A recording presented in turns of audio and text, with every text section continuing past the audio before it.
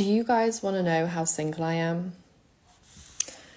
This morning, when I got into the shower after the gym, I turned the hot water on and I was like, oh, that feels so nice. That literally almost feels like a warm hug. That is how touch-starved I am. That is how touch-deprived I am. That I'm now taking comfort in the warmth of a shower on my body. And yeah, that's the point that we have reached. And I was really enjoying it. I was like the feeling of that hot water on my cold body, everything. It was doing everything for me. I felt held. I felt comforted.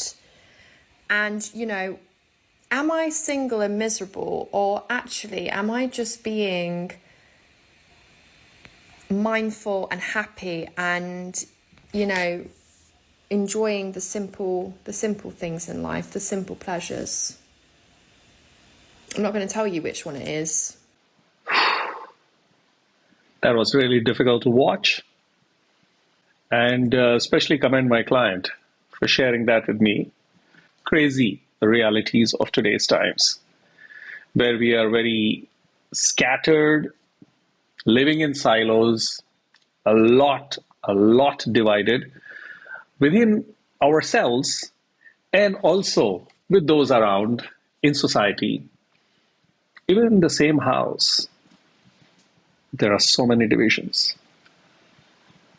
We have our own set of gadgets. We have our own set of rules, engagements within the same house. Earlier, the family used to get together at one particular spot, and that is a space in the house called the living room, where everybody used to come together. And usually the dining table, or the meal table, as I would like to rather call it, would be based over there. And the family would be there. They would be hugging, touch, connecting, looking at each other, which is acknowledgement and respect and love. All that is missing in the name of, I would like to be independent. It's going to be a discussion between two very well-known podcasters, Steve Bartlett and Chris Williamson. And the topic, of course, is why men aren't approaching women in person anymore. So let's listen. How as men do you think we can be better? And when I say better, really what I'm speaking to here is know how to approach a woman in a way that is not going to make them feel uncomfortable, intimidated, fearful. Mm-hmm. And that's the what women speak to all the time. They talk about how they have to walk home with their car keys in their hand because they pretend they're on phone calls when they're walking down the street. These are all things that my sister, my female friends have spoken to. So how as men can we be better? The first thing I think is to actually spend some time sandboxing this, like practicing. Like the only way that you're going to learn how to interact with a woman is by doing it. It's not the sort of thing that you're going to be able to work out on the internet. I mean, like basic stuff, like don't stand super close to her. Don't do it in a dark alleyway at night. Don't stare for ages without saying anything, right? These are very basic, like rudimentary objective metrics that we can give. But really what it comes down to is just have a bit of charm about you. Understand that if you go up and say something to a girl, hi, I just wanted to ask how your day's going. I just wanted to tell you that you looked really nice today. If there is a girl that has a problem with that, presuming that it's not in a cul-de-sac alleyway at the dead of night and you've got your hood up, right? Or you're her employer. Or you're her employer. Well, here's another interesting one, right? Bill and Melinda Gates, right? Melinda Gates works for Microsoft. Bill is the founder and CEO. Bill sees Melinda around the office. This is in the 1980s. And he thinks, wow, yeah, she's a bit of all right. So he decides to ring her and say, Melinda, it's Bill. Wondered if you wanted to go out with me one evening. And she said, when? When are you thinking? He says, how's 3 weeks tomorrow? She said, Bill, I don't think that you're spontaneous enough for me. I don't think that this is going to work. Put the phone down. 30 minutes later, he rings back and says, how's this for spontaneous? You've got the rest of the day off. Let's go on a date. 2023. Founder CEO of large tech company rings receptionist asking her to date him. And after she says no, rings back again, pulls her out of work and takes her on a date. Game over, right? Done.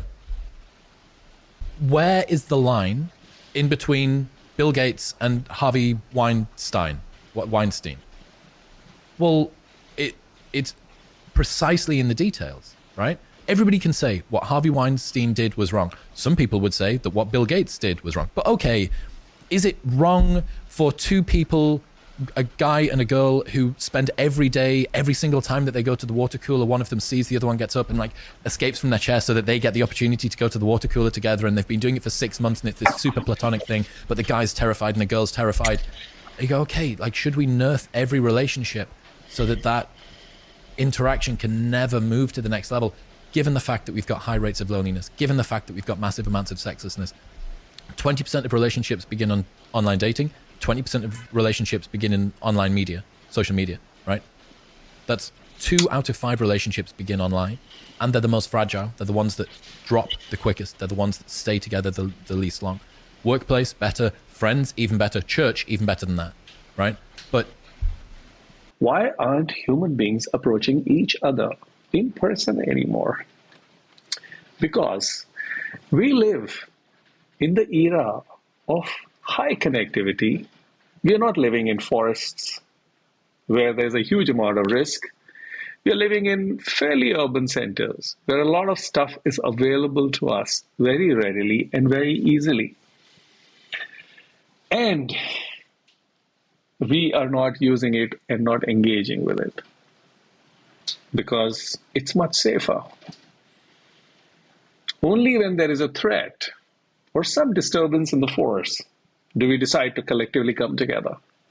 Are we supposed to be engaging with each other in crisis or engaging with each other all the time? And are we supposed to live life out of the convenience package? When it is convenient to me, then I wanted this old style, traditional way, conservative way. Or else, I don't care. You creep, you weirdo. So I'm going to put the link of this particular video discussion in the description for anybody who would like to watch the whole clip. Someone needs to let me know if I am the only one that has noticed that men are not like how they were when our parents were growing up. Like, I grew up, I don't know if it's because like the Italian values or what, like the man is supposed to have drive and initiate everything. Like, I feel like now it's so hard to find guys that like even just in general have drive in life. Like, I feel like it's so different, and I don't know, like this thing never get approached. Maybe something's wrong with me, I don't know, but like maybe I feel like then like whenever I like talk about it, everyone's like, oh well, they want the girl to like go up to them. Like, what? When did this change? I want a man. I don't want to be the man. Someone come up to me. Anyways, I just feel like there's no manly men. I just don't think so. I think every guy I've met is like honestly super emotional. And that's fine. Like, I'm all about feelings, whatever. Like, I'm an emotional person, so like that's okay. But I feel like it's definitely like sometimes worse than girls. Like, I'm not even kidding. Like, it's crazy. Anyways, so if anyone knows if manly men still exist, let me know. Or if I'm the only one that thinks they don't. I don't know. So, are we really traditional, or we run to tradition, family values when it's convenient or when the going gets tough? the man to make the first move, right? It is still on. I mean, for the girls that are listening, that needed sanitizing. That sort of behavior needed sanitizing, and there was going to be fallout from it. Downstream from that, how sanitized should behavior be up to the point at which it's been sterilized? And there is 84% of women say that they want the man to make the first move, right? It is still on. I mean, for the girls that are listening, how many times have you been the one that's approached a guy Like, I've been in nightclubs for 15 years, right? Met about 1 million people in there. Twice it's ever happened to me that girls have come up and been like forthright about chatting me up. Twice. And I've worked 1,000 nights in my... That's actually pretty good going, actually. yeah, two out of 1,000. That's not too bad. I mean, that could also be my fault, right? Like, but this is very difficult.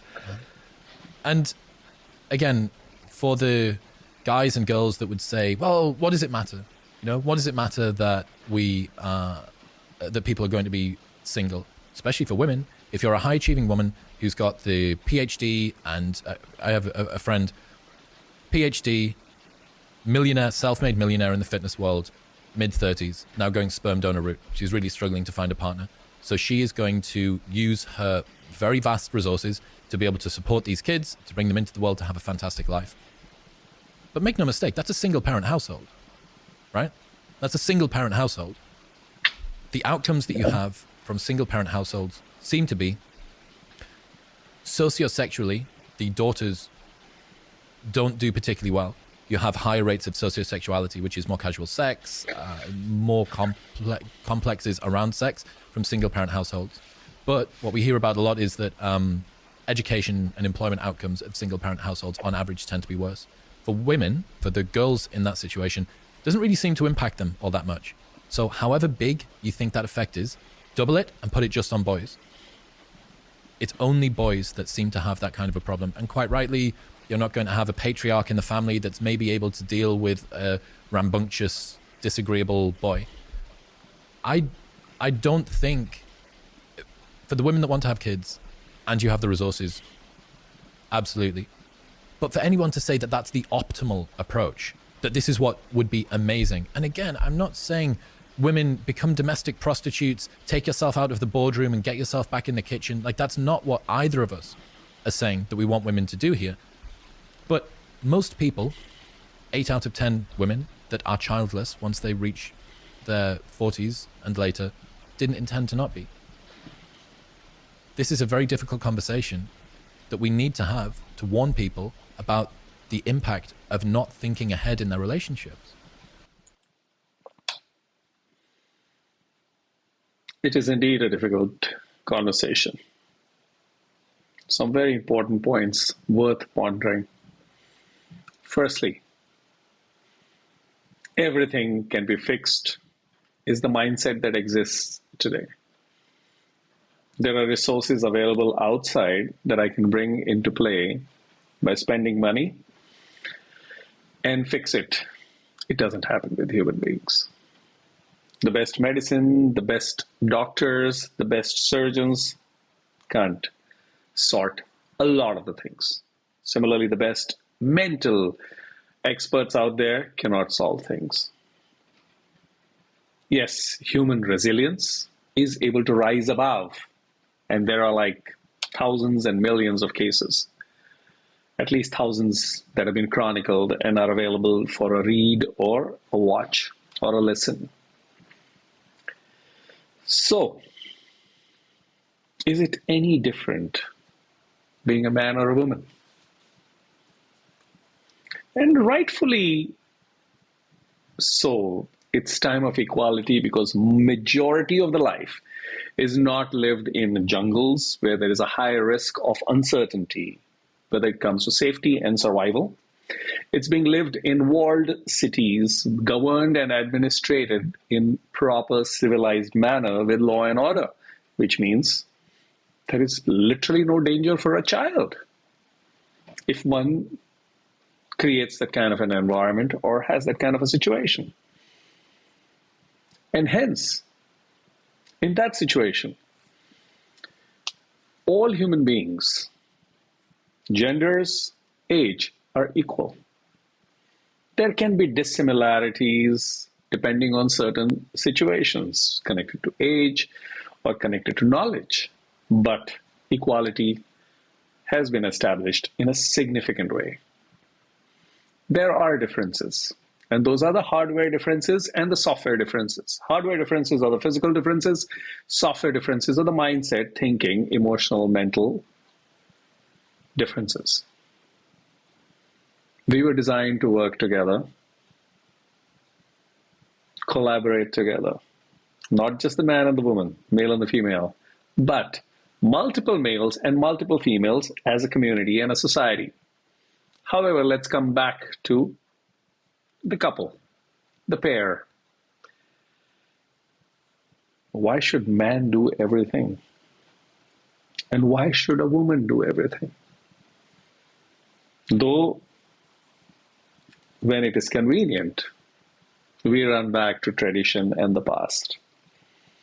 I will do a podcast on past, present, and future, and the games it plays, and the benefits and the threats it brings to our daily existence, which will open up a lot of things. But for now, I'm going to leave this podcast about relationships, men, women, and who should approach, and who should do more or less. Or is it a moment for us to work together with each other? Because believe me, neither is perfect. We already know that, don't we? That's it for now. See you in the next video. Cheers. Take care of yourselves.